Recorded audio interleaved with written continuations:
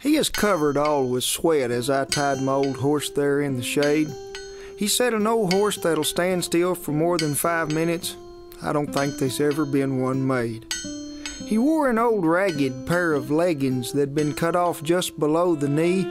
His old hands were hard and calloused, and his arms were like 2 big limbs that hung off a giant oak tree. He said, "You reckon you could hold this old feller? He seems to have a lot of trouble standing still." Why, I don't know why I ain't quit this. You'd think after 45 years I'd got enough and had my fill. Well, he let that old horse's leg down and went to his anvil to shape a shoe. Oh, I guess being a cowboy and doing this is really about all I ever knew. He said trimming and shoeing these old horses is sort of like dealing with life.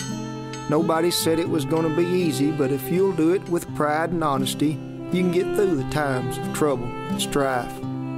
With that shoe in hand and a mouthful of nails, he went back to resume his chore.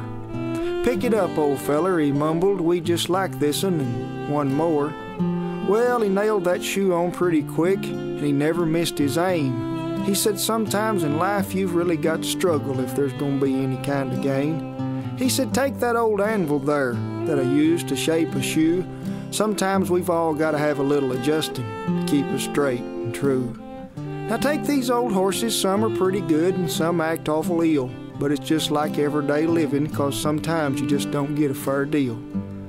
Well, I watched him untie this old horse, his back still slightly bent, and in my mind I began to wonder about the many hours under an old horse's belly that he had really spent. His shirt by now was salted down, soaked by the summer's sun, and it didn't take him long a trimming and my old horse was done.